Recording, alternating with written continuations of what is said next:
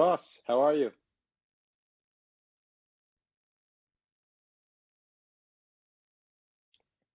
All right. Let's get everybody in here. Okay, Ross, how's it going? Good, good. Can you hear me? Awesome. Good. Yes, sir. Loud and clear.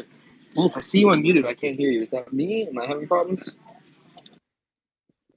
Yeah, you were going wacky for a minute. Okay. Is it a little bit better now? Yeah. All right. Evan, can you hear me now? Yep, hear you loud and clear. Hopefully I'm not too choppy. Yeah, you're not bad. All right. All right. Twitter My Spaces, never phones are. know. You never ever know with Spaces. Ross, how do you feel about Spaces as a part of a Twitter product? I love it. I love it. It's funny now that Elon's destroyed everybody's life over Twitter. Um, it's like Twitter's product has gotten much better recently, and I really like the direction the company's going, and killing Clubhouse and adapting it efficiently is a very effective tool for Twitter users. I will definitely echo that sentiment. Being that I'm doing about 40 hours a week of Spaces now, Wow. I'd say they've certainly carved out a niche.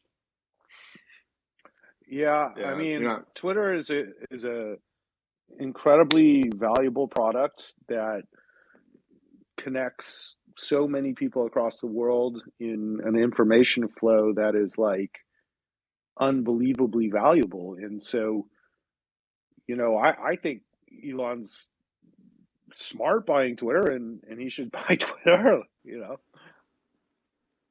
So what do you think of this whole, and I'm just kind of making conversation for a minute before we get Omar in here and we get started. What do you think of his whole back and forth now about the bots? Oh, I mean, this is how Elon operates, which is really painful for everybody around because we all love him, but you know, I've been doing this for a long time. He didn't call me. I can tell him exactly how the world works on Twitter. You know what I mean? From advertising to bots to accounts to fake news to everything. I've dealt with it all. I've been on here for over a decade, I think, and I've been attacked by the worst of the worst. So I've had serious battles. Um, and scars, lots of scars from Twitter, like lots of scars. So I think that there's a lot that he could do to make the platform amazing. I know that Elon's interacted with you. Have you had a conversation with him before? Not on this topic, and not in a couple of years, not a conversation. Gotcha. Yeah, but I think the last time I saw you interacted with you was when you asked how Tesla shareholders could perhaps, or Twitter shareholders could stay, Yeah, having some type of allocation within the company even after it goes private, right? yeah, and I'm working on that now, and Elon's followed through with that. So he's really, you know, Elon that people see is a little bit different than the real Elon, and this guy is like a force of nature, and he could. He's not really one of these people that backs out of stuff and or doesn't know stuff. Um, I think that this is a big piece to chew, and that's what's getting him right now. And he'll have to fight through it, but it's typical Elon. He'll fight through it. He'll do it. He'll get it done. Absolutely. Okay, so I think we're warming up Stock's enough at here, and I'm happy. $38. By the way, the stock's at $38 right now, and we like the asset anyways, and that's what Elon bought it for. Is actually 36, 38, and so there's actually no deal premium at all right now. The market's basically saying there is no deal, but yet there's actually a signed merger agreement that's like a real deal that's being worked on right now, and so nobody's stopped actually working on this deal. So I don't know. Absolutely. Okay, so I think we're going to go ahead and get rolling for a second. I shot off an invite to Omar. People went ahead and tagged him, so hopefully he'll hop in. I also went ahead and shared out the space. If you want to see your audience in the space, Ross, I'm sure There we go. I see you did share that out. That's perfect. Okay, so let's dive into this topic. And as Omar comes in, we can bring him into the fold. But let's get a little bit of background first, Ross. If you just want to kind of give a couple minutes just on yourself, your involvement and when you started really following Tesla, AI, autonomy. What drew you into this area, and then we can take it from there. Well, I'm an investment advisor, first of all, and I manage 2.2 billion in assets, and our largest position is in Tesla. So our position is over 100 million in Tesla, and that's actually much less than we've had in the past. When we originally invested in Tesla was now 8 years ago. But we didn't invest in Tesla because of AI at the time. Actually, it was purely an EV investment from the Model S launch. And so the whole AI autonomous actually started for me with NVIDIA, which is another investment that we've had for quite some time that's performed as well as Tesla. And NVIDIA came from video gaming. And so like my original thesis came from gaming, and then NVIDIA was like, wow. And then they started doing really cool stuff with autonomous. And there was this presentation they did at CES years ago that blew my mind, just blew my mind. And so Tesla started working with NVIDIA on autonomous. And I was like, oh, that's great. Like, that's the greatest combination. There's two of my biggest investments and two of the smartest people in the world. So the guy who runs NVIDIA and Elon are, two of my favorite people in the world as far as innovators. And so they worked together at the beginning. And so Tesla evolved tremendously, I would say, in the last 5 years in AI and autonomous, as they decided to do it on their own and not really rely on NVIDIA hardware and software and other systems that we now look at with LiDAR-based systems. So there was the original debate over LiDAR vision. And so just full disclosure, I'm not an engineer. I'm a financial person. So, I look at things from the technology standpoint, from the consumer standpoint. Like, does this product really sell, more than my ability to analyze how good the software is per se. So I use the products like full self-driving, and so I can tell you how good it is. But I'm not a software engineer, so I just want people to understand that I don't have that technical knowledge base. Like, I can't program. And so for me, the adventure of autonomous, which I'm still learning constantly, is really growing. And now the way that Tesla's pivoted into a much bigger thing that Elon sees, which I agree with his vision on robotics, and Tesla making so many robots and really learning from making their own robots and the mistakes they've made in the past with robots, makes it one of the most exciting investments I can think of. But I feel more like a fan than ability to like fully analyze the implications of it. I just ride the Elon train, honestly, and it's an incredible vision. And what I've seen, so he opens the doors to me, so I see what he's doing, and I know he will succeed eventually. And it's an incredible vision he has. Perfect. I think that's a great way to start it out. Appreciate the background on the financial side. I'm in a little bit of a similar boat there with you, a little bit of programming experience, but nothing too crazy, more of a financial, analyst experience. All right, we got Omar in here as well. So I think it's time to start diving into this AI and autonomous vehicle side of things. Every time I chat with Omar's catalog, I come away pretty inspired as to what the future of electronic vehicles can be, but even more inspired with the vision that he has for so many different areas of the economy and how they're going to be affected by this.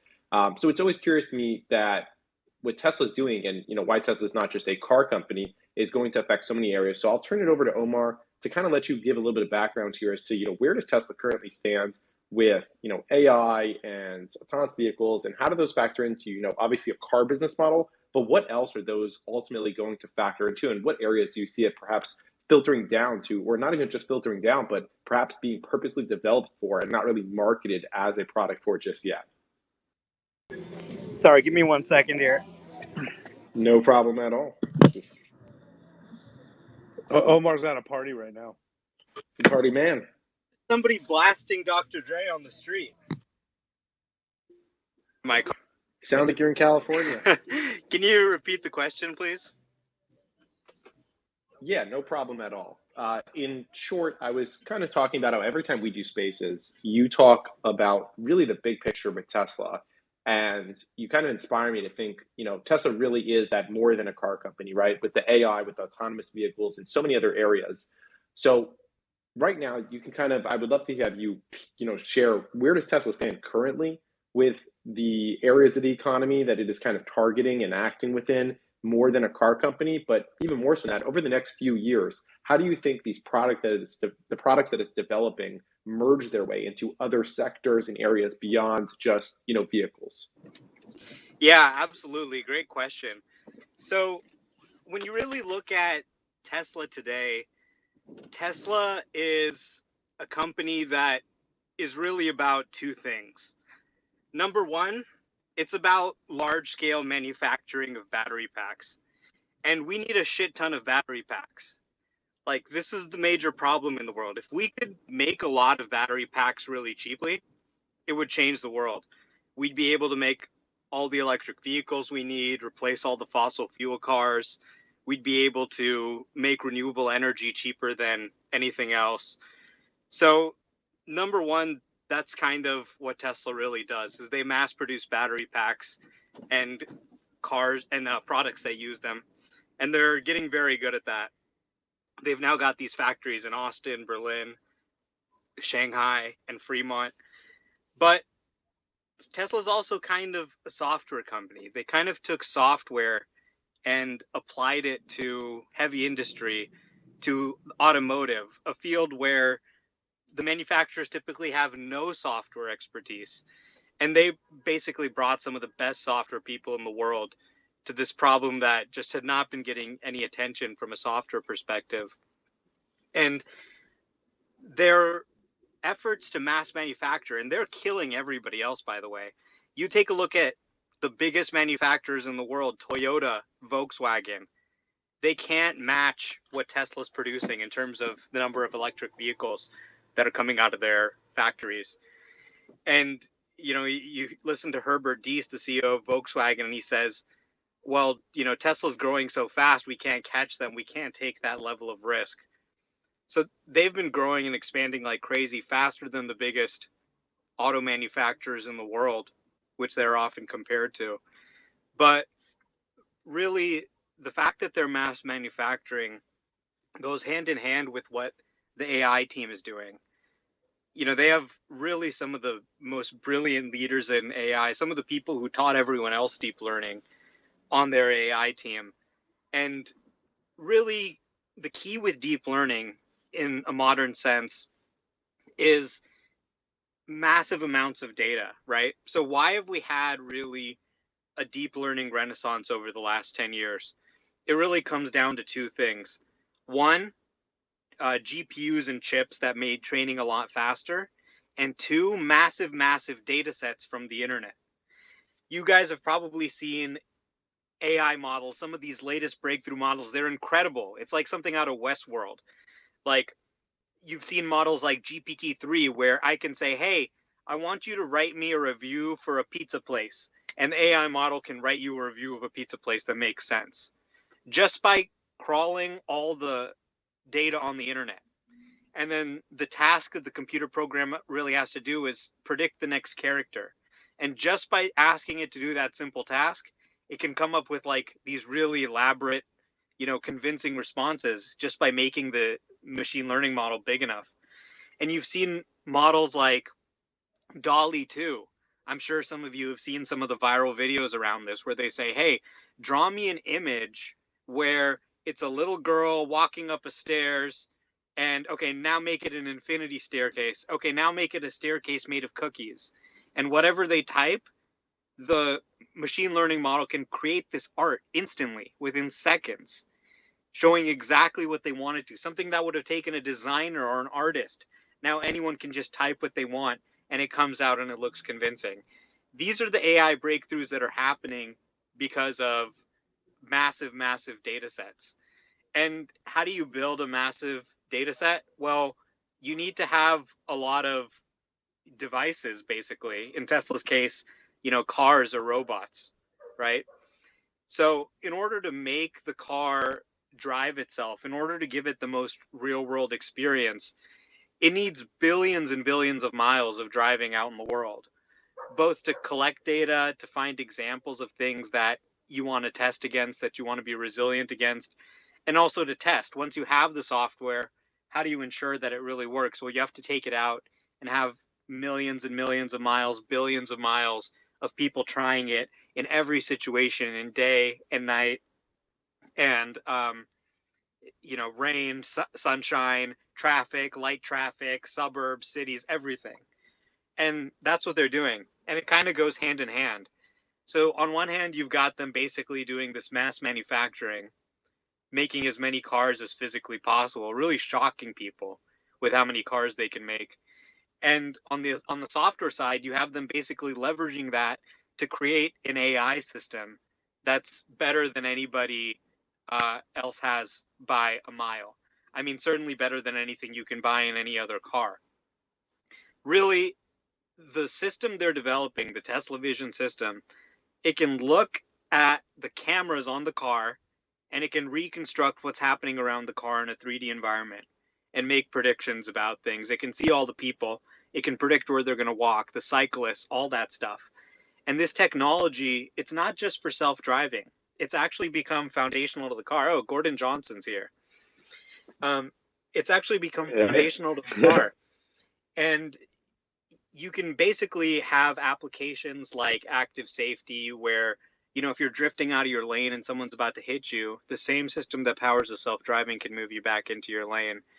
If you are about to floor it and drive the car into a lake, the car knows that that's a lake and it won't let you do that. If you have, Tesla Insurance, which they've recently started kind of underwriting in some of their newer states, it uses the same vision system to judge your driving in real time and changes your price based on how safe you're driving. And in their analysis, they've actually found that people are crashing less once they can see the score. They're not only saving money on insurance, but it's actually For reducing sure. the number of crashes. And actually, couples have had more fights over driving because of comparable scores on the same app. Because I'm actually the lowest rated Tesla driver with full self-driving. But Is this a fact? yeah, it's a fact. And then also, don't forget rental car companies and the data and how that works with what you're talking about. Gordon, how are you doing?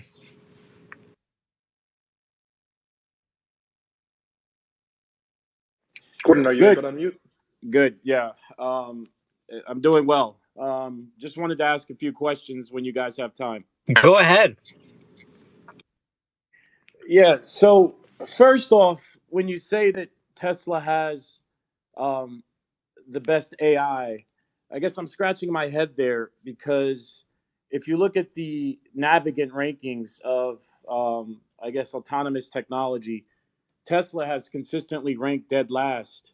And if you look at the videos online, I mean, you still have these cars kind of driving headfirst into other lanes, etc.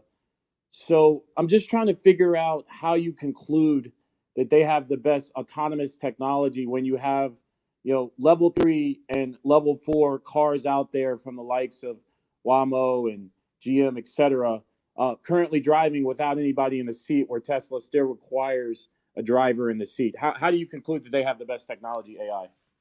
Yeah, absolutely. That's a great question. So I think in the case of, really you have everyone and their mom doing autonomy these days. And there's a lot of ways to kind of rank that, to sort that out. I'm sure every one of those companies would argue that theirs is the best in some way, right? But, and Navigant, I think, is kind of one that I don't really take seriously. if you look at their rankings throughout the years, you see them putting a number of companies ahead of Tesla that have now gone under or gone bankrupt. So what does it really mean if you're leading if the company doesn't even exist anymore? I think, in some of the early ones, they had like, Ford autonomous driving or something like that. These efforts don't really exist anymore. And, although you see a lot of different self-driving cars, it's what Tesla's doing is significantly differentiated from what these other players are doing. You have Waymo, for example. Anyone can go right now and go to Chandler, Arizona, within this small area, and take a Waymo ride. You can download the Waymo app, go request a ride. It'll be driverless in many cases, and you can go request that. I mean, I think that's a huge milestone for the industry. It's not really useful to me. I live in San Francisco, where it's not open to the public. They are doing some testing, but it is kind of cool to be able to see that. But the difference between what I call kind of the spatial approach with these guys is they have a ton of lidars, radars, ultrasonic sensors, a lot of hardware. You've probably seen it, you guys. Like there's a cone on top, or all these kind of things sticking out of the car. It looks pretty ugly, right? So those are actually laser sensors, and what they do is they they shoot the lasers out, and it bounces off whatever is the nearest object, wall, car, whatever, and it returns back to the car, and that gives the car basically a 3D map of its surroundings. It knows kind of the distance to every object. And what they do is they'll drive around the whole town and they'll scan it with the laser, and they'll create what's called an HD map. It's kind of a euphemism because what it really is a massive, hundreds of gigabytes scan of the whole city. And then once they drive through it a second time, they'll scan it with the laser and they'll localize the new scan against the previous scan. And that gives them the exact position of the car down to a centimeter.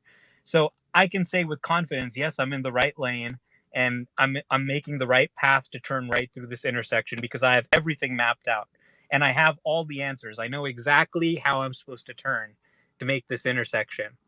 And that's great. The problem is mapping the whole world is hard. It takes time, it takes resources, it takes data. And you see a lot of these products, they're too expensive for consumers to buy, which kind of makes them immediately useless, right? And you have a situation where they're limited to a small area, right? You can't say, if I'm in Chandler, Arizona, hey, I want to go to Phoenix. You can't go to Phoenix. All right. Well, they're starting to test in Phoenix. Eventually, you will be able to, but it's been years and years, and they haven't moved from Chandler to Phoenix. Even if you want to go to another suburb just outside the geofence, you can't. Hey, So, hey, Homars, can I jump in real quick? sure. So as you know, at I guess it was Autonomy Day #1, Elon Musk said on the stage that in 2020 they'd have 1 million robo taxis on the road that would be fully autonomous level 5. You didn't need to pay attention, right? And we later found out that I guess what was it, like a month later, his lawyers had sent the California DMV verbiage that said that they're only at level 2 and they're only ever going to be at level 2. And we also know that they're currently not recording miles with the California DMV because when you're level 2, you don't have to send in your autonomous miles where pretty much everybody else is, meaning everybody else is at level 3. So again, I guess the question is, how can you say they're ahead of everybody when they're level 2? And by definition, everybody's level 3. Not everybody, but most everybody else is level 3 and above. I understand some of those guys have went bankrupt, but if they've achieved level 3 and above, and thus they're recording miles with the California DMV, by definition, they would be ahead of Tesla. So I'm trying to figure out, how do you conclude that Tesla is ahead of them, given those factoids?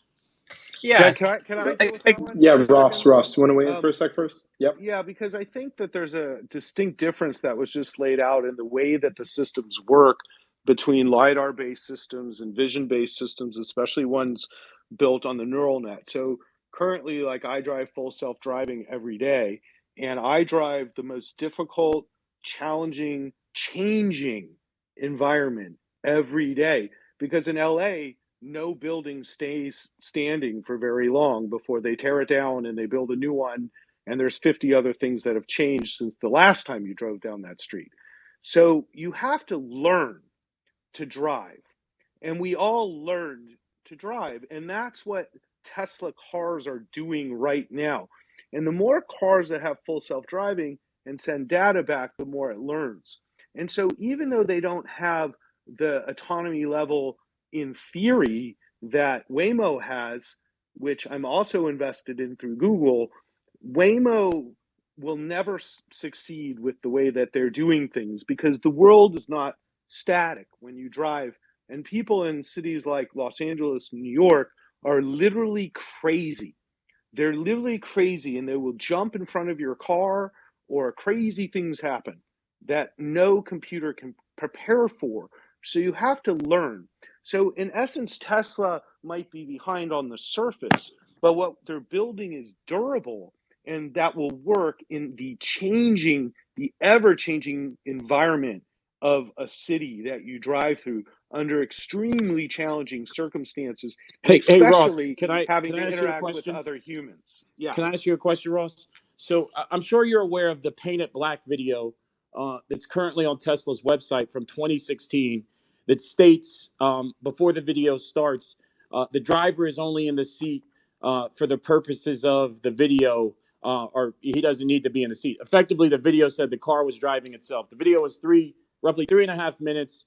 You watch the video, it looks amazing, looks like the car is driving itself. Again, this was 2016. And we later find out there were like, I think 300 engagements, and the video was shot over like 500 miles. And in fact, I think the car wrecked in the video. Clearly, they didn't show that. So it was. Well, It was I don't know, like, debate like the videos or not, but right, like but no. I Let me think finish the there's a question. reality. Okay, there's a question. The question. So I just wanted to highlight that video is still on Tesla's website. The question is, when you guys make these statements that they're the greatest and they're the best, and that it's kind of like these anecdotal statements. I'm sure you saw this. I'm sure you've seen this website, TeslaDeaths.com, where it's been credibly alleged that there have been fatal accidents of people relying on technology that may not be ready. Do you think Now, Gordon, maybe come on, stating these that's things bullshit. could be a bit Listen, aggressive? Gordon, Wait, hold on. this is Let's not not dismiss anecdotal, that. okay? Let's This is not not dismiss that anecdotal. 100%. There's There are people that subjective. act very irresponsibly using autopilot and full I mean, self-driving, and listen, full self-driving will take it away from you if you use it irresponsibly. And Gordon, there has not been one accident, not one single accident that I've heard of or is on the internet from full self-driving, and it's been out there with That's actually not 100,000 true. You can people. go to listen, Where? guys, TeslaDeaths.com. listen. No, from full And they've self-driving alleged, beta. I think Full they've alleged self-driving beta. 7 deaths associated with autopilot. That's a No. I website. said full self-driving beta TeslaDeaths.com. Listen, Gordon, right now is out there on listen. 100,000 cars, and nobody has crashed. Yeah, That's look, incorrect. you guys, listen. So, I mean, TeslaDebts.com is a website set up by short sellers that lists things that aren't even related to autopilot, that aren't even related to where Tesla's at fault. When you say that, it's just anecdotal, there are true subjective measures of progress, right? And behind or ahead, it's really What are those subjective measures? to what you're looking at. When you look at the number of people who are running the software, there's 2.6 million people right now across the world as of the end of Q1 who are running Tesla's vision system. This is preventing accidents every day, okay? It's preventing collisions every day already. That, in terms of the How do you number... calculate that? Or is that just anecdotal? No, it's not anecdotal. Where is that calculation? Where's the calculation? You can see, for example, like videos that Tesla's even shared. You're saying it's anecdotal. No, you don't have a calculation. No, it's not anecdotal. Report. Tesla has a safety report they put out. It's not anecdotal. You can see videos of crashes. How do you audit Tesla safety report, Ross? That's a great question, since we're talking about Twitter bots and everything else. I personally have not audited it, but I use it, and I have so much confidence in how good autopilot is on the freeway now. It's unbelievably good. So Ross, did you see Galileo's video that he just recorded? Did you see that video where it nearly wrecked into a column in the middle of the street? That was recent. That was on full self-driving beta, and that can easily happen, Gordon. It is not ready yet. It also nearly wrecked into. It nearly ran program. somebody over. And again, that was recent. I can tell you for a fact that the car is set that if there's a human anywhere near it, it won't go near the human. It will slam on the brakes before it goes near a human. Trust me, I use it every day. Okay. All right. So one other thing I wanted to ask Holmars on comments made. You talked about solar, and you guys often talk about how electric vehicles and they're saving the world. So Jeffries did a study, and in their study, they basically calculated to offset all of the carbon emissions of an electric vehicle. You have to drive about 124,000 miles before the whole life of the carbon emissions equals that of an internal combustion engine. So when you do the math on this, you assume a Tesla Model 3, 82 kilowatt hour battery, approximately 29 kilowatt hours per 100 miles, assuming the charge is about 95% each charge, 500 cycles. Basically, it works out to the car has about 134,310 miles before the battery effectively runs out. So That's not correct. if you Yeah, it's actually let me about finish 6,000 the miles. numbers. So if you assume 134,000 mile battery life, that That's not means correct. using those numbers, EVs would effectively, if 500,000. you The replace batteries will last for 500,000 miles. let me just finish the numbers. So all transportation makes up 25% of global CO2 emissions. Passengers use is less than half of that at 10.8%. So using Jeffrey's figures, if you replace the entire global fleet with EVs equivalent to that Model 3, the difference in CO2 would be negligible. And if you include the replacement of the battery, it would actually be negative. So two questions. Number one, when you guys talk about EVs are saving the world, how do you I guess audit that statement against those figures? And then separately, Holmars, when you talk about solar saving the world, if you think about what's happened in Europe, right? So what Europe did is they had that view, right? They thought solar was going to save the world, so they decommissioned their coal, natural gas, and nuclear plants, right? Distributed baseload energy, and they replaced it with solar, right? The solar didn't work, so what did they have to do? They had to import distributed baseload power, i.e., natural gas, nuclear from other countries. And not only has Germany's energy costs went up 3 times more than the rest of Europe because they're doing more solar and wind, but as we know, Germany's now relying on Russia, which has given Russia a stranglehold to invade a country and still get power for them. So, given that example, two things. Why do you guys say EVs are saving the world given those numbers? And why do you want America to emulate what Europe has done and potentially put our national security at risk?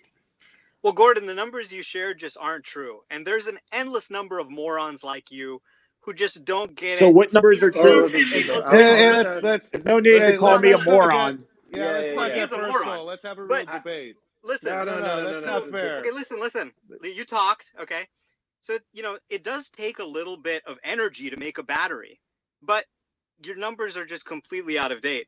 It's really around 6,000 miles of driving, less than 6 months, that you completely offset the energy cost of producing the battery.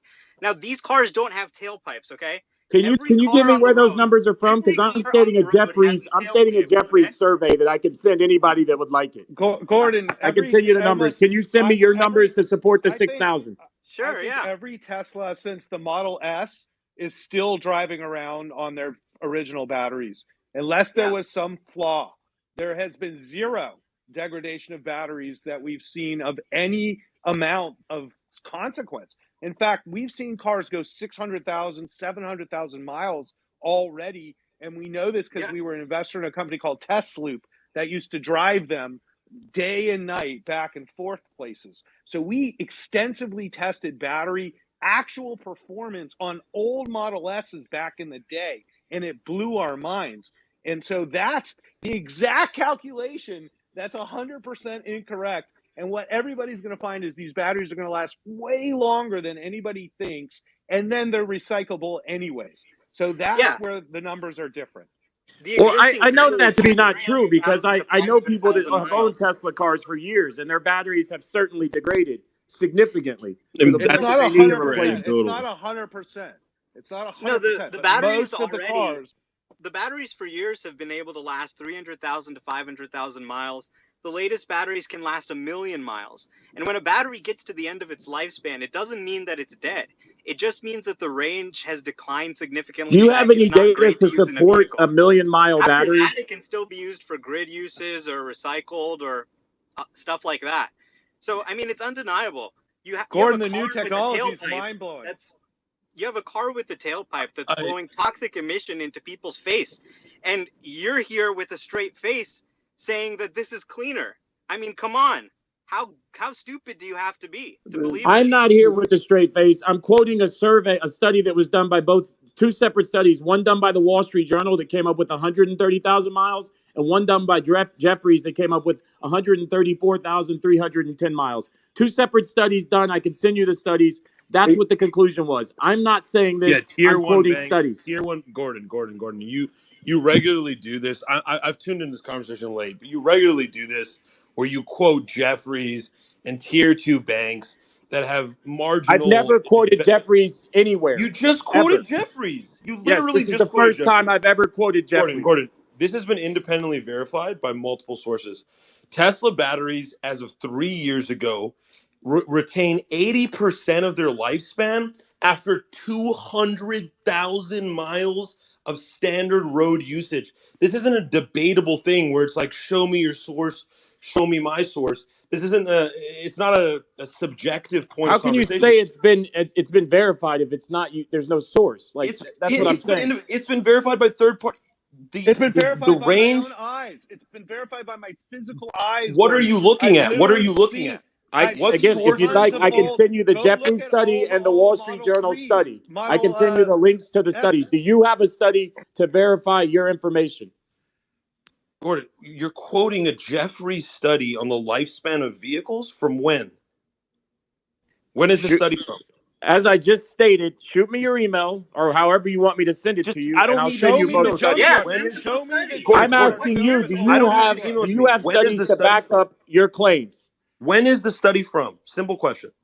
Do you have studies to back up your claims? Can you just answer the question? When is your study from? What year Again, is it from? shoot me your email. I'll shoot you the studies. I'll post Just it to tell me Twitter. the date of the After I get study. off this So call, Gordon, I'll post both studies to Twitter. Gordon, just tell me the date of the study. Okay, Just tell me the date.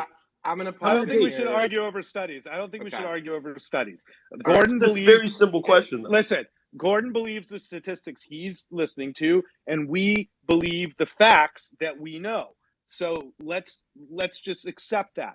But if you redo the calculations, I'm sorry, real quick. To answer Let me the finish, question, the let me study finish. was Gordon, published let Ross April finish. 2021. Let Ross finish What on I'm this saying, one. Gordon, Yeah. if per se you're wrong and the studies are bullshit, and you redo the calculations and you put in 500,000 per battery, what conclusion? But gets I don't you have understand, met? Ross, how you can just finish. throw numbers out Just there. answer the Again, question.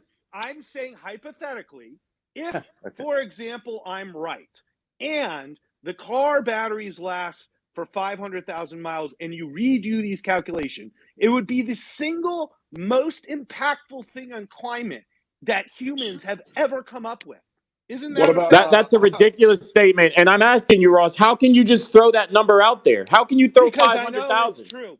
Because I know that it's true in my heart, Okay. Gordon. Because I Gordon, Okay, well, I know hundreds that of Model the S. study, by the way, to the question when the study was done, it was done in April of 2021. All right. Okay, well, Gordon, wanna I have pop a in here. 2022 okay, study for you. so- I have a so let me- 2022 study for you that I just want to quote for Gordon. Okay, this is from the Dutch Belgium Electric Vehicle Forum, and it's also in partnership with Electric, which is a pretty, I don't want to say renowned, but it's a pretty popular magazine or article publication, whatever you want to call it, that covers electric vehicles. Anyway, an independent verification study from 350 Tesla owners, okay, in 3 different countries. The data showed that for the first 50,000 miles of drive, Tesla battery packs on average lose between 3 and 6% of their capacity. After the 50,000 mile mark, those capacities level off, and at 150,000 miles, those packs still retain 90% of their lifetime capacity. At 500,000 miles, those packs still retain 80% of their lifetime capacity. That ends the conversation right there. It's a more recent study. It's from a more reputable source than Jeffries. Jeffries' research on electric vehicles has been probably one of the worst out of all of the banks from the last 2 years. So to quote them and say, look, I'm looking at a lowball study from Jeffries, who has maybe the least informed on battery technology out of all the banks, is silly to me. And not to mention it's outdated. And even if you say it's not outdated, it's 2 years ago, that's fine. But the point that you're making doesn't make any sense regardless, because the current environmental impact of building batteries is probably the highest that it's ever going to be. The scale of battery supply, battery metal supply, and just supply infrastructure in general for the production of EVs is going to drastically pull back all those impacts. That's just the rule of scale alone. So not only is your study outdated, it's inaccurate, and the general point you're making that's justified by the study also doesn't make any sense. Okay, so I want to take a pause here for just 1 second. This was not the original intention of this conversation on the space. I did want to let a little bit of conversation, but we've run for a little while now. Stock market news, I'm going to defer to you for a second. Do you want to continue this or kind of refocus here back to kind of the original conversation? I just want to bring you in on this for a second. Yeah, so we really do love. We're a bunch of Tesla bulls up here, and we fully do recognize that you need to come in with a full, broad set of audiences. Give different perspectives on it. This was a great conversation. It got crazy at points as expected. I definitely think we kind of pull it back a little bit, go back to kind of the topics there, talking about the Tesla. I definitely do appreciate Gordon coming up here. All the remarks aside, and even the differences on Tesla and everything like that, I still do respect you coming up here. And I think that this is leading us into another Tesla bull versus Tesla bear space where we can really kind of come into it and have another good discussion there. I do want to just slip in there quickly. This has been a fantastic space so far, no matter what you think of it. Definitely entertaining I and missed you, informative. Gordon. I have to say, I've missed Gordon. It's good to see you, Gordon. I Thanks for missed the coming on. clips. I've seen a bunch of CNBC with Ross and Gordon right there on left and right. Gordon has to tell them to put me on again. Okay, all right. So I will say, I think it sounds like we are going to refocus. Gordon, I do appreciate you requesting to come up as well, getting on stage and having the back and forth. So thank you so much for that. We're going to bring it back into more of the AI and autonomous vehicles kind of side and how it's going to affect other industries. That was a little bit more my goal with this, but thank you, Ross and Omar as well for kind of, having the back and forth here, having the discussion. Obviously, the audience doubled in size during it, so clearly people were interested in a topic like this. But I think a number of them also are interested in the original topic, which I had promised them. So I'm going to pull back to that. But Gordon, thank you for requesting and coming up. And if there's anything which you want to put out afterwards, if you're able to tag us or tag any of the other ones, I would love to review that as well. Okay, all right. With that being said, we are going to pull back into the conversation here. We got Stock Talk who joined us as well, and Jack. So the original conversation here was a little bit of discussion on future potential possibilities of what is going to be possible in the world of AI and really other economies besides the autonomous vehicles and kind of what can be made possible with what Tesla's building.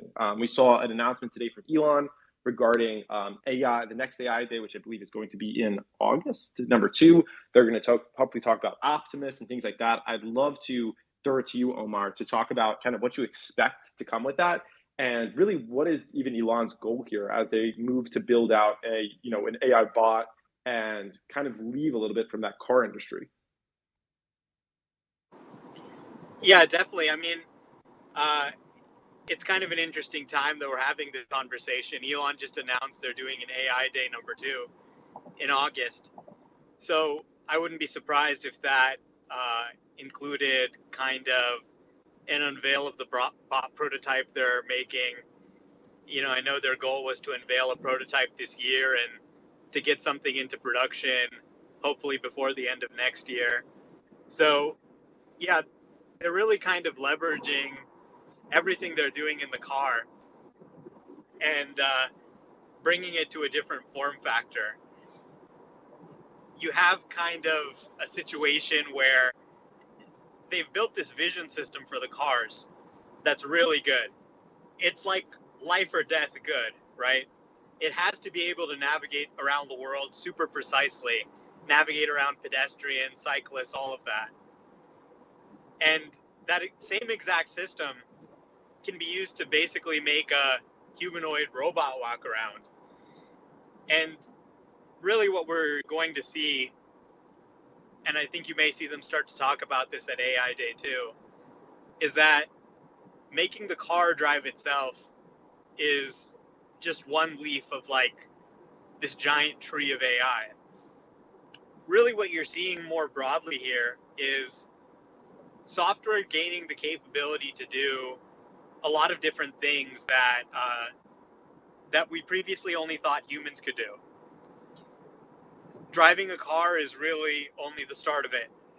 If you're imagining a world where everything is the same, but the cars drive themselves, that is just not the case. That's not exactly what it's going to be. Because if you have the software breakthroughs needed to drive a car reliably, well, what else can you do? Could you build a program that can flip burgers? Well, I don't see why not. Could you build a program that could walk around your house and pick up your clothes and do your laundry? Well, I don't see why not. It's really kind of all in the same system. It's all using the same cameras. They're using the same computer in the bot, the same chips that they designed that they're using in the car. And yeah, the humanoid robot long term could potentially be even bigger than the entire auto business, including the autonomy side of things. Yeah, I think that's fascinating. Ross? Yeah, I was going to say the point that I think is most relevant to what you were saying is this idea of full self-driving being such an incredibly difficult challenge to master with all the variabilities of it, that essentially that you've already developed a fully developed brain in a way for driving, but can't I repurpose this for simpler tasks? And that seems easy. So like what I actually think is that Tesla will have massive success easily adapting to simple tasks, especially, and I think Elon was focused on areas where labor shortages cause lots of issues, where robotics can replace human labor that's either dangerous and not fun, or needing lots of equipment for protection, or very strenuous work can be replaced with robotics. And so the potential, because most of those tasks are not even close to as difficult as driving in downtown LA or New York, I think they're going to have a ton of success, because I think what they've done is they've mastered something much harder than what robotics will be. Or trying to master. And you've seen amazing robots from like Boston Dynamics. But when you see those Boston Dynamics robot dances, they're entirely choreographed. All the steps have been programmed in, and there were probably a few outtakes where it didn't work out. The robot isn't actually like dancing on its own, right? Which would really be something. So what's really been missing is the brains, and that's what Tesla's trying to bring to it. The brain. Could I ask a question? The brain and the eyes. Can I ask a question here? Can I ask a question? Just real quick. Two things. You guys keep saying it's more than a car company, but in 2021 and the first quarter of this year, 95% of their revenues came from selling cars. The other 5% were from an energy division that has negative gross margins. So I don't know how that's not the quintessential car company. And the second thing is, if Tesla's so far ahead of everybody on technology, why in the midst of the COVID outbreak, when Elon Musk said he was going to repurpose his facilities to make ventilators, he didn't make one ventilator, but Ford and GM were able to do that? How can he be ahead of them and ahead of everybody else? Gordon, I have a question for you. Gordon, I have a question for you before we answer that question, which I'm sure we can all answer that question. Is Apple a phone company? I was so going there. But I is it literally Gordon? had an iPod. Gordon. I had a Nano but today. But Ross, my point is that, Gordon, the exact point you just made, do you know in Q1 of 2022 that the iPhone accounted for 57.8% of Apple's sales? Does that make Apple an iPhone company? Of course fucking not. And the reality is that the bear case about Tesla has always been about bears assessing Tesla where their feet stand. And that makes no sense.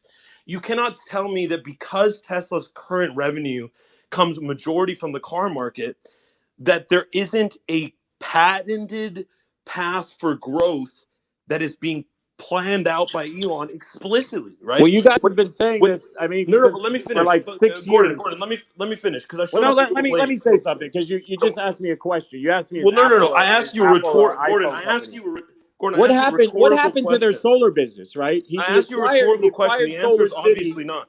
Hold on, he acquired Solar City. What was that?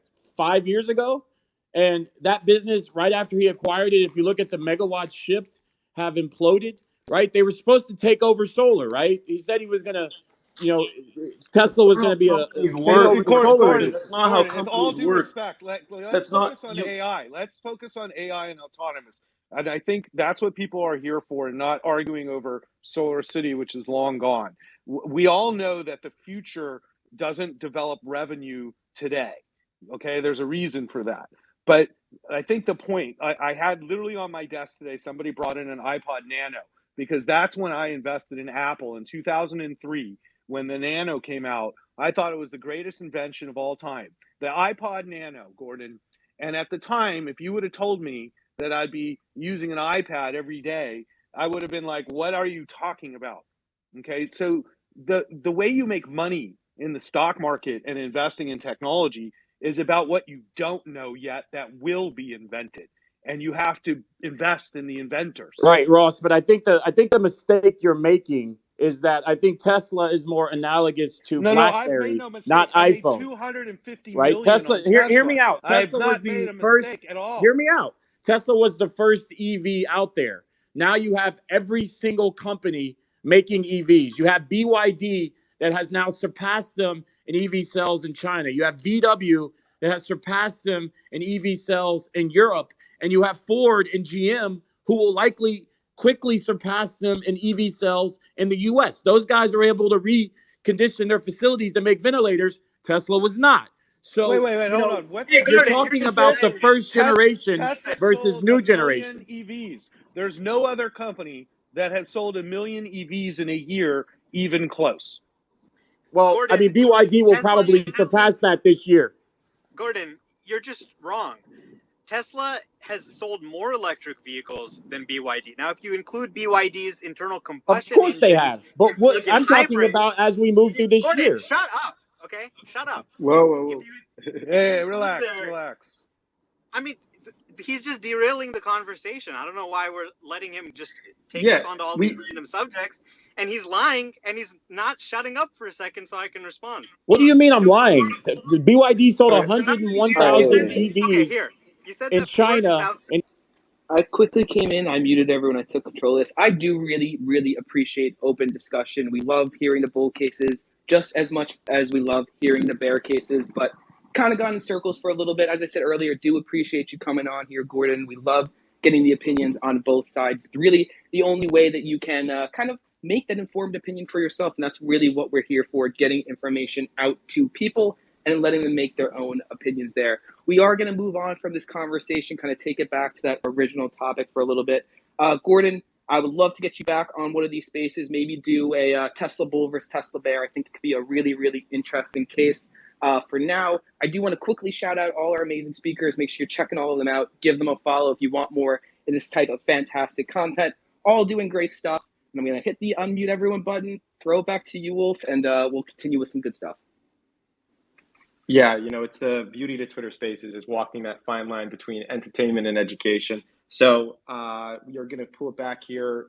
Again, the original intended topic wasn't this, so Omar, I can appreciate the frustration. I was sending some DMs. I know that you've been obviously a part of this. I think you've been moving around too. Might not have seen them, so feel free to kind of communicate through there. And of course, if we ever do want to do something along those lines, we can do that. But apologies if it got a bit out of hand. I'll turn it back to you, Omar, to make your point, and then I see Jack has a hand up. Yeah, so, I mean, I think Gordon actually brings up a great point, although he tries to spin it as a negative. I mean, Tesla has an amazing auto business. Like, there's no way to spin it. It's just amazing. It's growing like crazy. Automotive gross margins are like 33%.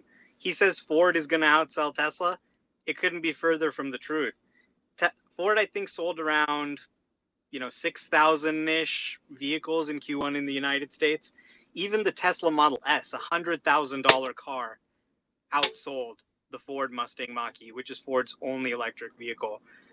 It's like when you look at X3Y and S, it's not even close.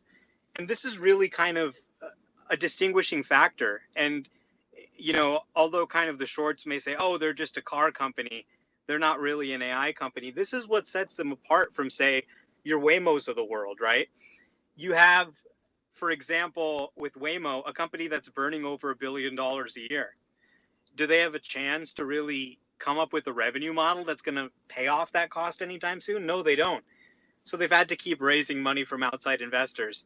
With Cruise, you've got basically GM funding the situation. All of these other players in AI and autonomy, they're just bleeding cash because they don't have a revenue opportunity. Tesla's different. Tesla's actually profitable. And all this AI stuff, buying like a rack of hundreds of NVIDIA GPUs, designing your own supercomputer, it's really expensive. So the fact that Tesla has this automotive business, that they're able to sell these electric cars at insane gross margins, that they're able to sell the FSD package for $12,000 and a decent number of people will buy it or subscribe for $199 a month to use these features, they have a business that's profitable. And I like that as an investor because it means they're not going to need outside capital to survive. And that's really important. If you think about the long game, you think about these problems that take decades to solve, that's really what you want. Is this business is cash flow positive. It's profitable. It's not burning cash in a way that its existence is going to be threatened long term. So, you know, Gordon also asked kind of how is Tesla ahead? And these are, I think, really key metrics for any business in which they're undisputably ahead. You look at the 100,000 users, the 2.6 million cars that can run the software. And of course, that number is growing really fast with an additional 1 million units coming online before the end of the year. And you look at the profitability. I mean, I don't think you can find another company that has financials like this in the AI space. Not even close. That's producing billions of dollars of profit on the products already. And those, I think, are going to be really key factors to who stays around to compete in this field long term. Awesome. Appreciate that. Jack? Yeah, I had a couple of thoughts, and then I will hop off the mic. So, first of all, love the lively debate that I kind of got in on the middle of. So I agree, Omar, with like everything you said about Tesla's both technology and the fact that 3 years ago there was a real chance it went bankrupt, and now they're crushing it, like profitability wise. But there is also a future where Tesla maintains, like, keeps growing market share, is the de facto leader in EVs, and they pull off the AI thing. And if you bought the stock today, you would make zero money or potentially lose money because the story of what it could be is so priced and so high. I know that you guys disagree, so just let me finish my statement and then retort with whatever. But like Tesla's revenue's up 2.5 times since fall of 2019. Its price to sales ratio is up like 12 times since then. And they deserve to trade at a premium from that time. They're more profitable, revenue's growing, profitability's growing, and the AI stuff's showing more promise. But as we've seen with a lot of other growth stocks that are doing really cool shit that aren't going to go to zero, like these companies aren't going bankrupt. But once you hit that certain point where you're worth almost $1 trillion, even if you do everything right, there's a very real thing where the technology executes, the business is perfect, and the shareholders don't make money from May 17th, 2022, just because at a certain point, it's just like is a Tesla EV worth this much more than a Ford EV? Even with the AI stuff and everything else, like 20 times sales for a car company, even with everything else, is just incredibly high. My personal take, company kills it. I don't think the stock has another double in it from here. But that's all I got. Let me jump in on that one. You know, you have to look at investing exactly like what I just said about Apple in 2003, because at the time everybody said the same thing you just said, and Steve Jobs had just come back, and it was like, oh, the stock's overvalued. When I bought Nvidia, oh, the stock's overvalued. This was years and years ago. I'm old now, you know, and I can tell you one thing: you're going to get old too. And when you get old, there's only going to be a certain amount of companies that make you all the money. And once you find that company, you never sell it. And when it goes down to 7.5 times revenue and it's growing earnings by 200%, you buy it.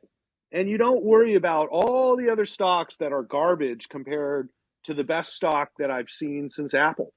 And if you look at Warren Buffett's portfolio, it's Apple. And that's where he's made all his money. And that's where I've made all my money before I found Tesla. And so you should just be grateful it exists. So Apple was worth $7 billion in 2003, and Tesla's worth $800 billion now. So you're right, but also you have a lot more room to grow when you buy a company at $7 billion than $800 billion. Like, when I was Tesla's a not kid, gonna a be worth $100 trillion trillion. dollar company was an absurd thought. When I was a kid, the market was at 4,000, the Dow. And if you would have told me it'd be up where it is today, I would have. When I bought Bitcoin, it was $400. And if you would have told me it would be at 30,000, I would have laughed all morning at you. So that's investing. Again, Jack, $800 billion, you, $8 billion or $7 billion. Jack, I mean, I think you're making a case that people have been making since the day this stock IPO'd in 2010. Since the day this stock IPO'd, people have been saying it's overvalued. Not just it's overvalued relative to earnings, there wasn't even any earnings for a long time. And people said it was overvalued. Well, the fact is, it's cheaper now relative to its earnings than it's ever been. And their future is more certain. And their future is brighter than ever. I mean, really, when you look at really what Tesla's mission is, they are basically about transitioning the economy to new energy, right? Rather than using fossil fuels, we're going to use renewable energy, we're going to use batteries, we're going to use electric vehicles. And you look at our economy, it's entirely based on this old energy system. Adam Jonah said in one of his notes, when you really look at what's the TAM here for batteries and battery storage, renewable energy, electric cars, it's not what's in the TAM, it's what isn't in the TAM. This is a massive, massive market that governments are pushing money into, that society has felt, there's an impetus to transition as quickly as possible. And that can't be underestimated.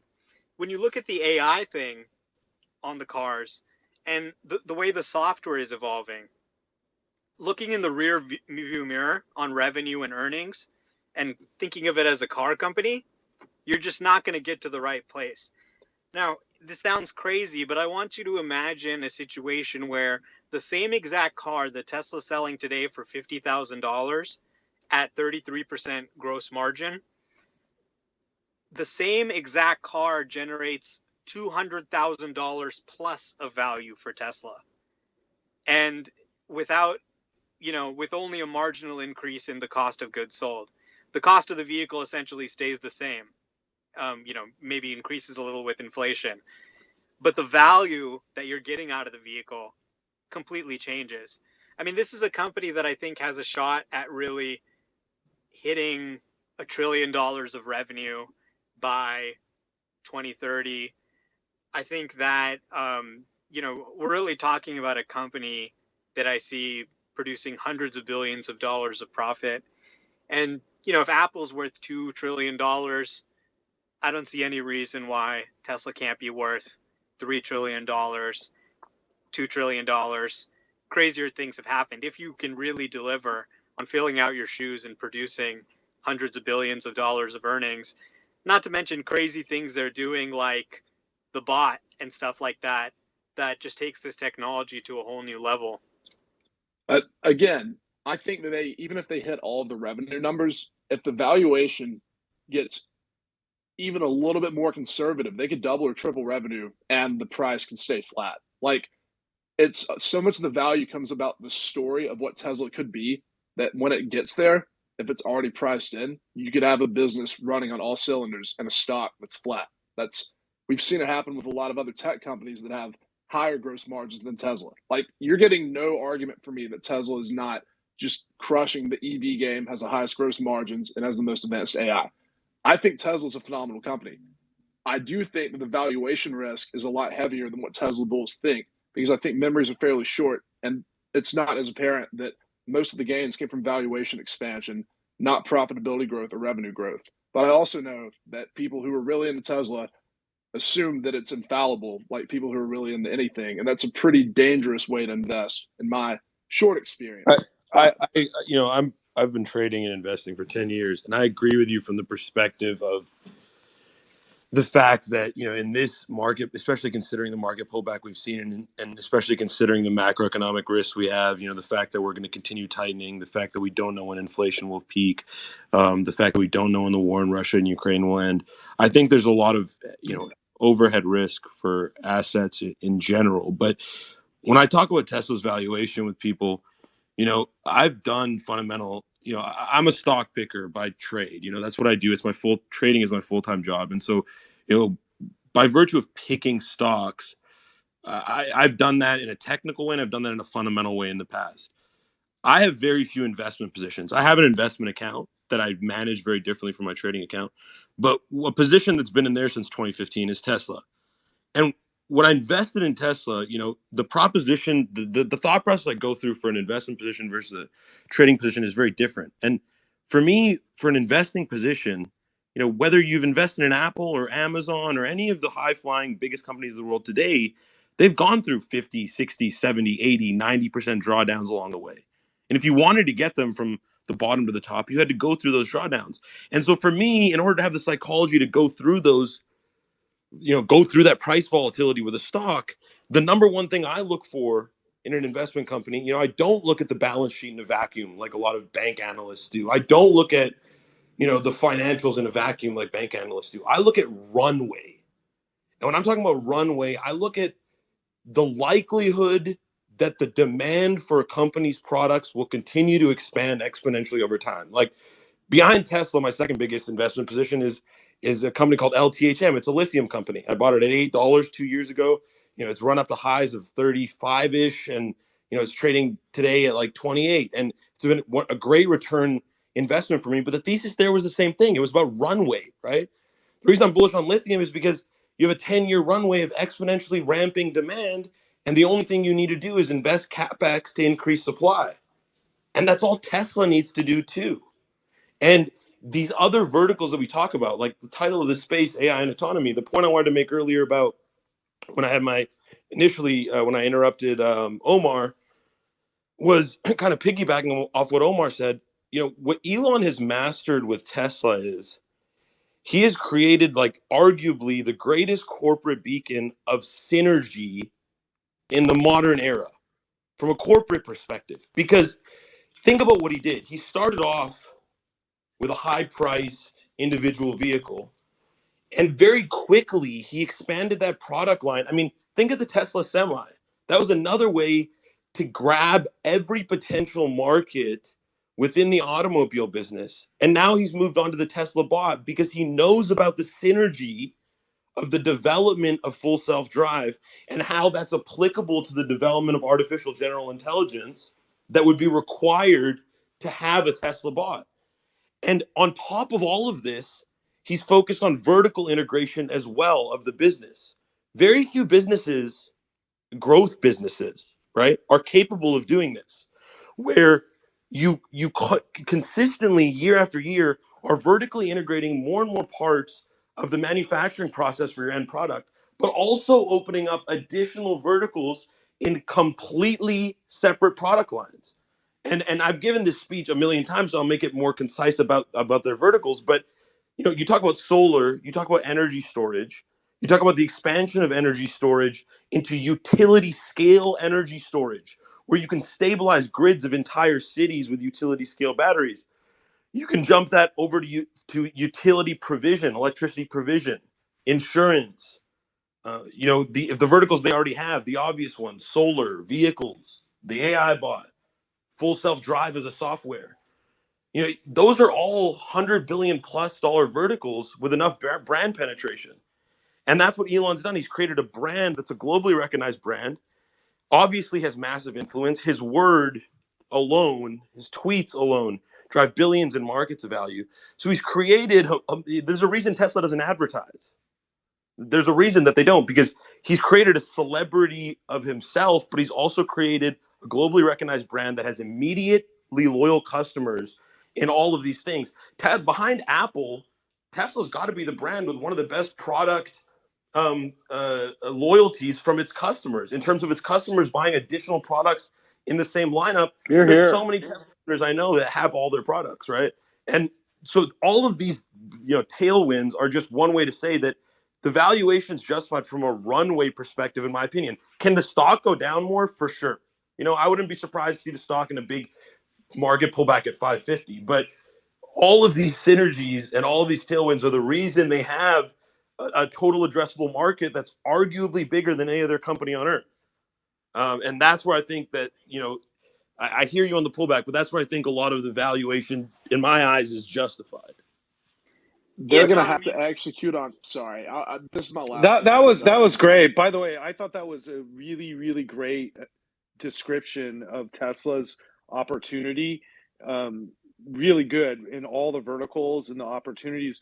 I talk about things like what's the value of the charging infrastructure they've put in. Like they basically own all their gas stations. Like just spinning out the supercharger network has got to be worth a ton. It's better than any charging network, and they've got to start really be making money there. Tesla insurance. I mean, what's the value of insuring all your cars and making all that extra margin and maybe investing the float? Like it's just like an endless. How about the screen and all the ad money they can make for all the brands that want to be on the Tesla screen or the apps to download? I mean, it's like the Apple services income. They haven't even done that yet. So it just doesn't even end. It's just beginning. And that's what I have to say. It doesn't matter about interest rates. It doesn't matter about inflation. It doesn't matter about everything you read today. It's all a bunch of noise and scariness and da da da da. It will never end. It will go on and on and on for the rest of your life. But I'm telling you, if the stock market goes down, it's a gift. And you take that gift and you invest your capital for the long term. It doesn't matter what happens over the next 6 months or a year. It's where you're going to be in the next 5 and 10 years that matters. And it's times like these when there's so much uncertainty and negativity and all these problems, and then people sell their Tesla stock, is when you have the opportunity to really set yourself up for the future. And the future is long from now. People just live long lives. So if you think like that, the opportunity is limitless. Right. But again, all of those things that you guys are saying are going to happen, you're speaking about them like they are for sure going to happen, and they might not happen. And if things that you think are guarantees end up not happening, that Look, You plays a could get huge impact on killed. what the You could stock get killed does. tomorrow. I mean, that's ridiculous. You could get Well, killed yes, tomorrow, but and all Ross, this doesn't Ross, matter. you just cited insurance, advertising, like 4 different industries that they don't make any money from right now. Like they're already $1 trillion No, they're businesses, already and in they're just these not. businesses. They're already in these businesses, my friend. They just are so busy with everything else. It's like, how many things can they do at once? And so Tesla has so many opportunities, and that's the way it is there. But I just also want to remind you something. It's also about culture. This is the whole thing about when you're around Elon and when you're around Tesla people who work there, who are really doing stuff, you're around the greatest people in that business. They're the smartest, most motivated people I've ever been around. I'm literally inspired every time I come back from a factory or whatever, or meeting executives. I'm like, dude, I could do so much better at work. Like my company could do better. Like they are such winners, and you invest in winners. If the valuation goes down, like we've been buying Netflix lately because it's just ridiculously cheap, and Reed Hastings and that team are winners. And so, you invest with winning teams and the best brands in the world, and it will serve you wonderfully over time. I want Yeah, I to mean, pop in here for just a second, because we do have about 10 minutes left. I'll give a word to you, Omar, but I also want to bring in Sawyer. Also, just want to say to the audience, if you haven't already, of course, clicked in and checked out some of these amazing speakers up here. We were honored and privileged to get Ross and Omar as planned speakers. Very excited to see Jack, Sawyer, and Stock Talk come up and join us on this. We are all passionate about this topic, and there's been a lot of words exchanged tonight, but I really have enjoyed this a ton. I feel like I've learned a lot as well about the different areas of the business, the challenges, and I think it's super helpful, right? I've invested in things in the past, and my investing career is far shorter than a lot of the ones up here that, and I'm personally invested in Tesla. It's one of my largest positions. But I've invested in things where, to be honest, I just didn't do enough due diligence, and I should have listened to more bears and had more conversations like this where people poked, holes or said things that I could then go and look into to make sure that I had a good understanding of what I was investing in. So that's why I think there's a lot of value to these spaces, and we will be doing spaces along these lines. Week after week, we do spaces every single week on this Bullish Rippers account. So once again, go ahead and make sure that you're following the speakers up here, the co-hosts, and of course, checking out the Bullish Rippers account if this is entertainment and education that you are interested in getting. Sawyer, would love to just give a word to you because you did come up here and we've been waiting a while, and then I'll get back to you, Omar. Thanks, man. I just want to touch on Jack's point. Yeah, go ahead. Number one Tesla source on here. If you want Tesla news, literally Sawyer is the one. And as a news guy, I will give him that one 100%. Well, yeah, 100%. Why don't I give you guys some news right now that I was about to tweet up? Tesla appears to have started offering the new $60,000 4680 Gigafactory Model Y to non-Tesla employees in the Austin area. So I just got a DM from a follower, so I'm about to tweet that out. But going back to Jack's point about like a lot of the hype and stuff being priced into Tesla currently, I think it's somewhat fair to say that within like the retail Tesla investor community, like things like robotaxis are priced into like our buying, but it's not priced in from like a general retail investor or institutional investor perspective. Like almost no analysts factor in like any autonomous network revenue potential in their models or their price targets. So I think there's like a lot of price discovery left there. Also, most of the analysts on Wall Street have price targets well over 1,000. Mine is lower than most of theirs. But I think it's fair to give Tesla 75 times this year's earnings. We've got $12 of earnings, so it should be a $900 stock on that. And it's growing earnings much faster than 75 times. It's doing real well. Omar? Yeah, I mean, just to get to the core of Jack's question, really, like, okay, is the valuation really so ahead of itself that, it could trade flat for years? And I mean, I'm not going to tell you I know what the stock market's going to do. I've seen the stock market take, bankrupt meme stocks to the sky. I've seen it, take otherwise good companies like below cash value. And really what we know for sure is that you have enormous secular growth in electric vehicles. You have a company, Tesla, that, has billions of dollars of revenue and is growing the top line by 50% or more every year this decade. We know just looking at electric vehicle demand, it's just shooting up exponentially. And when you have a company like that, you get a valuation that reflects that growth, not just in the auto business, but everything else they're going to do. And you can have a company maybe that is trading at 1 times its valuation or something like that, and think, okay, well, this is a great value. This company's trading so cheap compared to their earnings. Well, there's probably something about that company that's making people not want to buy it. The company probably is going to fail in a year or two. At least that's what the market is basically saying with that kind of valuation. So, yeah, Tesla is pricing in kind of becoming one of the biggest automakers in the world, if not the biggest automaker in the world. And you can laugh at that and say, well, that's ridiculous. But look at what's happened. They've come from nowhere, from a small startup in Silicon Valley, to out of nowhere to become now a serious volume automaker, making over 1 million vehicles a year, that is producing more electric vehicles than even the biggest automakers on Earth.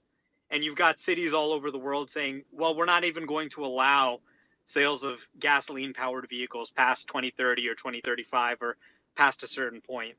So you do the math where right now Tesla is 75% of the US EV market, more than 55% of the global market.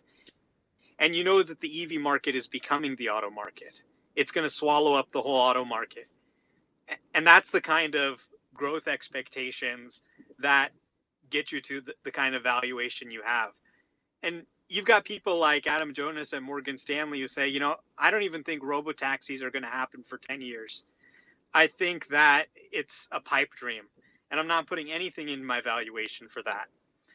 I'm just coming up with this value based on the value of the EV business and based on the value of the utility grade, you know, the utility battery business, the energy side of the business. So you have a business that really, with the EV business, is an incredible business that everyone agrees is going to grow like crazy. And you have kind of these wild cards, the FSD thing, the AI thing, you know, the insurance thing, that really I think most of Wall Street isn't looking at all. So if you look at it kind of like, okay, what's the trailing 12 months of earnings, and you multiply that, yeah, it might look rich, but that's not a good way to predict what the actual cash flows are going to be in 2030. So say that a Ford or GM or Volkswagen, I know that the non-car stuff, Tesla's ahead, okay. But say the Volkswagen starts selling the same amount or more electric cars than Tesla 10 years from now. Does Volkswagen's valuation expand closer to Tesla's, or does Tesla's contract closer to Volkswagen's? They could both grow from here, but that's just the point I'm asking, because it's not a one player take all by any means.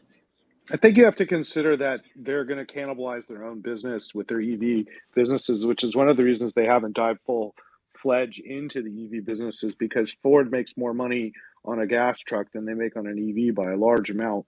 So we have no doubt that every EV made by anybody will be sold. It's just whether or not that's a net sale as a new sale, or did you lose a gas sale to get an electric sale, like what's happening at Porsche right now. So Porsche's selling tons of Taycans. They're a wonderful car. People love them, but they're not selling the 911 when somebody buys the Taycan. It's not necessarily bringing new buyers to Porsche, although a certain percentage are. So the valuations of those companies will be very much relative to how that ends up working out at each company. We've invested in Polestar because it's really a spin-off from Volkswagen. Volkswagen's top people were just like, we want to do EVs, and they partner with Geely in China, and they've now have a separate company that's making EVs, even though Volvo makes its own EVs.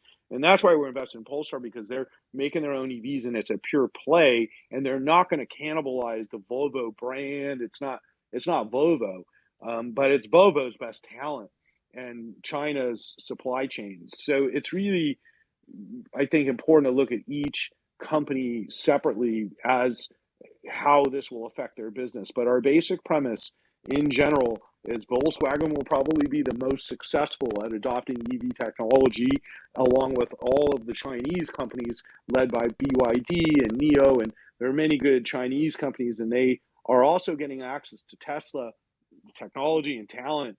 That's one of the reasons Tesla's in China. And so we expect China will have many competitors that make good cars that are EVs as well. So I think in general, as an investment, Tesla might not go up a ton in the next couple of years. Like, I don't expect to make a 10x return, but I think you have to look at your returns over 5 and 10 year periods of time, because they come in clumps. Because for 5 years, Tesla sort of poked around and then hit a low and then rallied 1,500%. And so as an investor, we can't time when those surges are going to be. And that's why we don't try to time it, and we don't know what Tesla stock is going to do over any short-term period of time. But it doesn't matter to us, because we simply buy it if it goes down, and we intend on holding it for as long as possible. And so, as long as Elon's alive and healthy and Tesla's doing what they're doing, we are going to be investors forever. And if you look at it like that, then it makes your life simple. Yeah, I mean, I think to the extent that Volkswagen does start to get into some of these businesses that Tesla has gotten into, their valuation would also expand. Like, if they got into, for example, manufacturing their own battery cells, as Tesla has, I think you would see some valuation added to that business. If they started, currently they outsource development of their software to external suppliers. If they really started to build a great software business themselves, if they really started to build a great autonomy effort themselves, if you really saw them start to do some of these things that Tesla's doing, then I think their valuation could potentially also expand.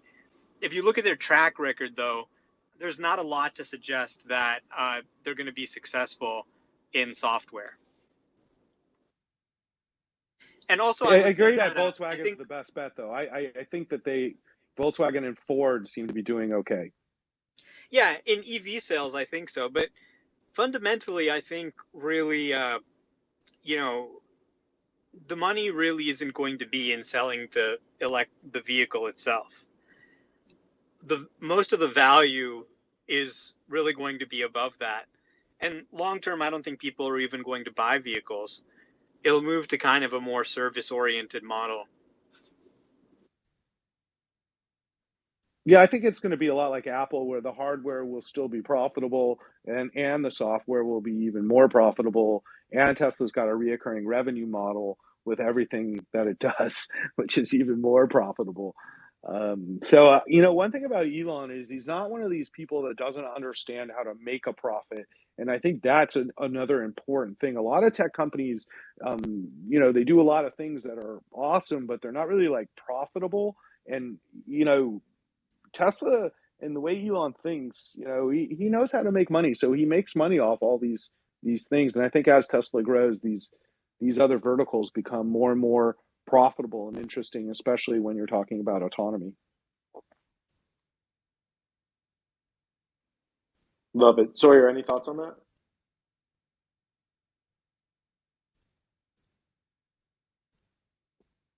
Okay. So I think they should put Twitter right on the screen now. When you get in your Tesla, it'll just be like Twitter, and there you go. It all makes sense, right?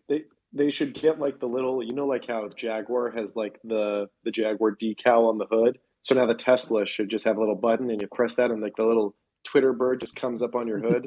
Just full It's integration. a drone. It's like a Twitter drone will like pop up.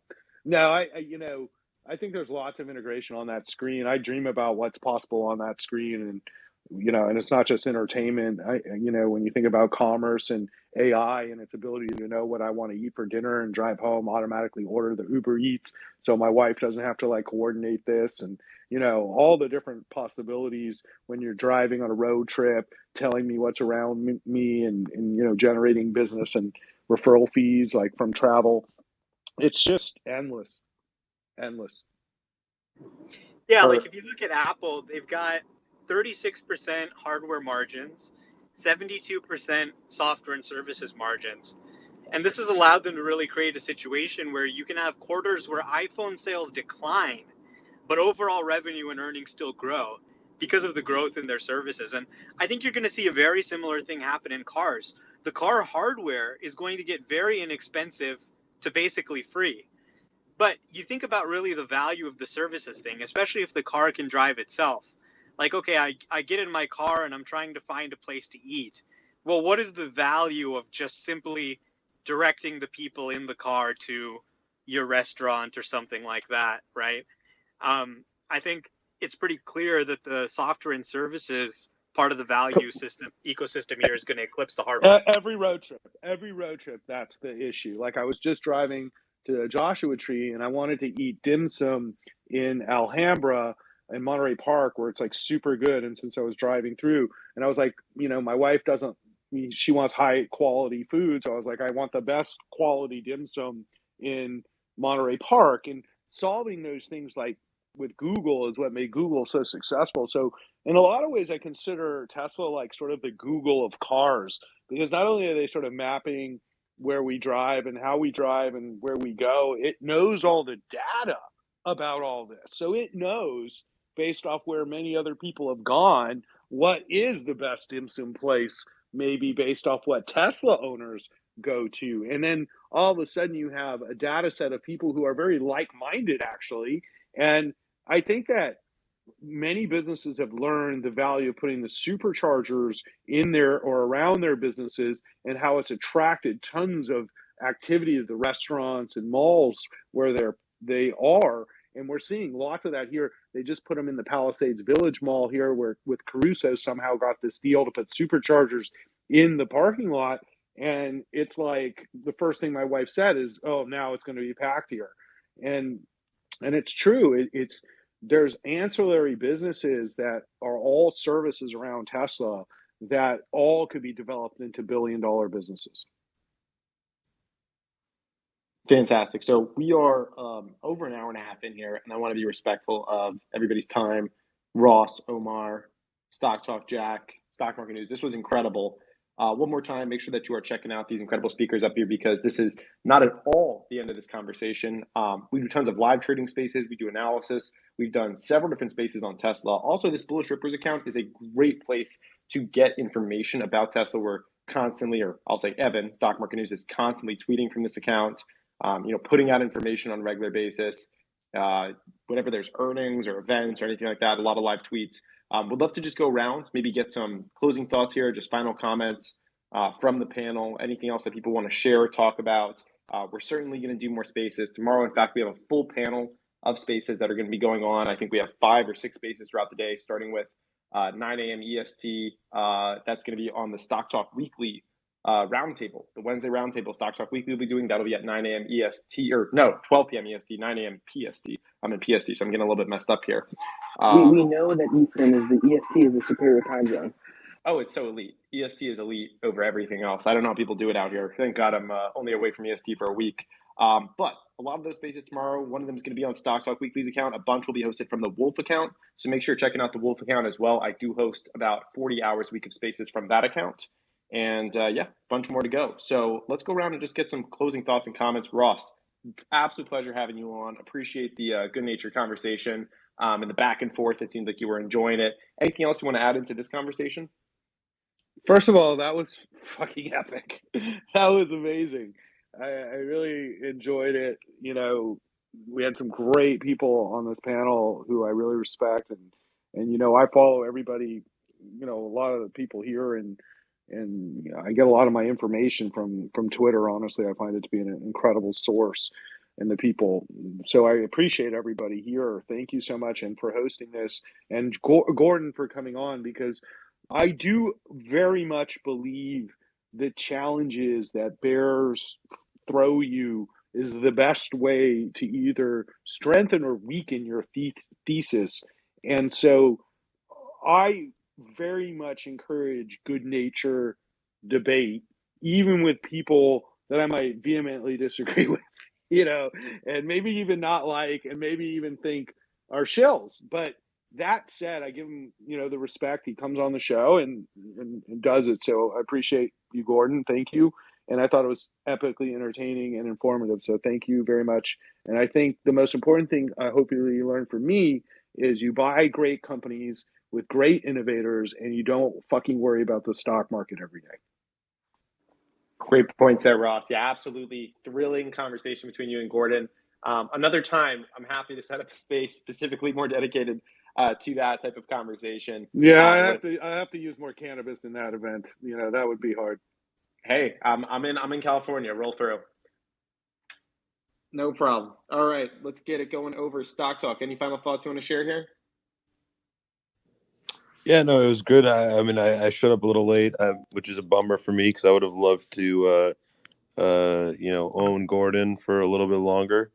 But no, I'm just kidding. No, it was great to have him up there, and I'm actually always open for debate. I like to debate people, especially on Tesla, because it's very unlikely that my mind is going to be changed, and I've taken a lot of time to educate myself on the topic. So, I think that's a good thing. But I think from what we talked about, one point I wanted to make earlier, which I guess is kind of still relevant on the topic, but I'll make it quick, is just this idea that, because the legacy manufacturers of the world like Ford and GM are getting into this space, and because they have the capital to inject, that's instantly going to make them competitive. The car business is one thing, and getting to scale, Ford's going to have about 150 to 200,000 unit production on the F-150 within 2 years. Tesla's obviously far exceeding that already with their electric vehicle production, and they'll continue to scale as well. But the production of vehicles is one thing, and maybe they can get there to scale eventually with enough injection of capital. But on the topic of AI, which again was the initial topic of this space, Elon has proven already that it's not about injection of capital for AI. It's not just about spending billions of dollars on it. If it was, Waymo and Cruise would have already been there. Instead, they're operating in geo-fenced areas. And so the inflection point for Tesla and AI is that Elon is one of the best CEOs on earth because he's capable of managing, allocating, and motivating talent a lot more effectively than most CEOs. And that's what's allowed Tesla to scale so quickly. That's why SpaceX is one of the most valuable private companies on earth. And their valuation has scaled very quickly. It went from a 10 billion to a 150 plus $1 billion company within a matter of a few years. He's proven his ability to do what people think is impossible over and over and over again, purely by assigning talent. And that's what it's going to take to solve artificial general intelligence. If solving artificial general intelligence to build something like a robot was simply a matter of injecting tens of billions of dollars, somebody would have already done it. The risk reward is there. If somebody went up to Google and said, spend $10 billion to solve artificial general intelligence, Google would say, well, gladly. If that's what it's going to take, yeah, I mean, we can monetize that in a way that would be far more rewarding than the investment. But people haven't done it because it's not about allocating capital. It's about achieving objectives in a space that's never been explored before. I mean, no one's solved artificial general intelligence before. And so I think that's the advantage that Tesla has, is the fact that they're already ahead of everybody else, far ahead. No autonomy program can perform on open roads in multiple different cities and settings the way that Teslas can. Not Waymo's, not Cruises, and regardless of people talking about the data, it doesn't matter. They only operate in geofence locations for a reason.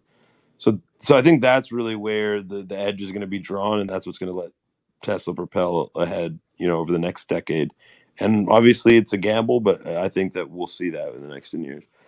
Yeah, I think it was a great conversation. I think, I wish I understand you guys cutting that conversation off because, Omar and Gordon were getting a little hostile towards each other. But I kind of wish that we had left Gordon on and kind of let that been a little bit of a debate because I would have really been curious to hear if he was educated on this side of the business as well, because I know that he was focused on the car side, but it would have been interesting to hear that. But either way, it was great. Would love to have him on the future again, maybe, and we can do it more as a debate style spaces. Yeah, we're happy to do something like that. It's just the balance, right? Everything. No, yeah, I everything totally in understand. balance. Yeah, I totally get it from your guys' perspective. As hosts, you guys did the right thing for sure. Appreciate it. Cool. Awesome. Great stuff from you, Stock Talk. Stock Talk, your space is going to be at 12 p.m. EST tomorrow? 11 a.m. 11 a.m. Okay. Yeah. 11 a.m. Is there a link out for that yet? Nope, but I'll probably put it out about 20 minutes after the space. Okay. All right. Sounds. Who's need to confirm who's coming so I can tag them. I am not certain that I will be there. I do have a morning meeting. However, I will do my best to get the Wolf account in there. No worries. I'll tag you in the post anyway. Okay, cool. I'll have someone bring it in. They just might not talk. No worries. Okay. All right, Jack. Appreciate you joining us and having a little bit of back and forth here. Any final words you want to throw on here? No, I'm good. Just really appreciate being a part of the conversation. It was a lot of fun, and I will be jumping on the next Tesla / whatever chat. So thanks again. Perfect. Okay. I mean, this was awesome. One more time, if you haven't already, check out the speakers, but also this account. Again, my name is Wolf. You could see the Wolf account, which is up here on the right of me, the verified account up here. That is where you can find a lot of my spaces, a lot of my content. Twice a week, I get to do spaces from the Bullish Rippers account. We always do a power hour on Monday, and you can catch us during that. We have a lot of great speakers. We live trade and such.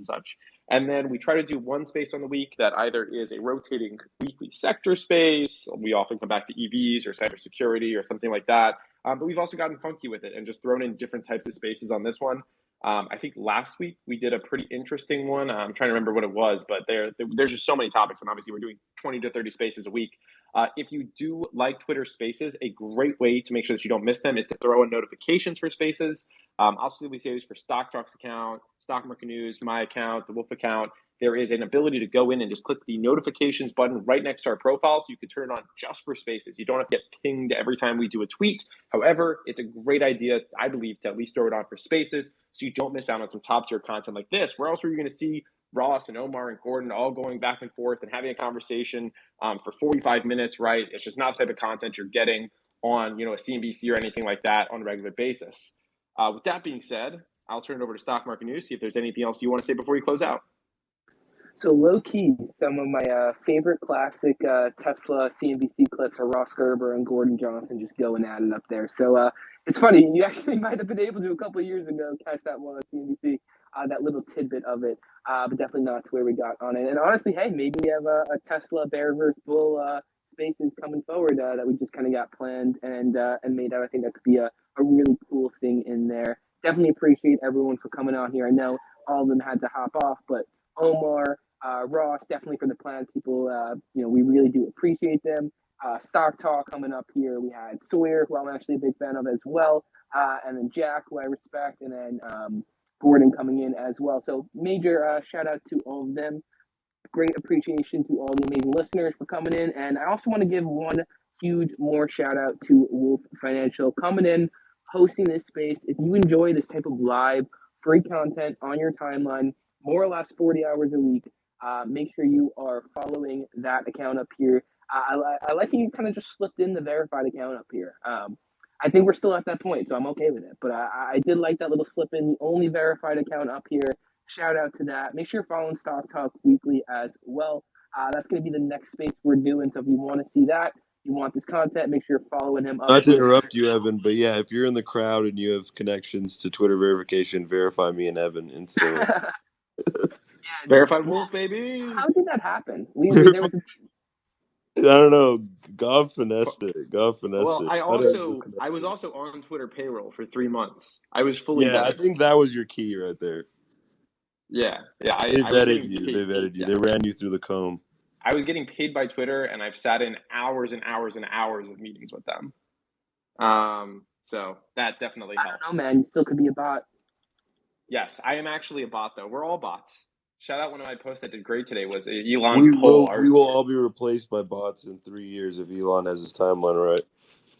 Yeah, I trust him. Okay, that's going to do it for now. I've got to hop to another meeting, but appreciate everybody who did come in. We'll see you all in the morning, 11 a.m. EST on Stock Talk Weekly Space. See y'all then. Take care.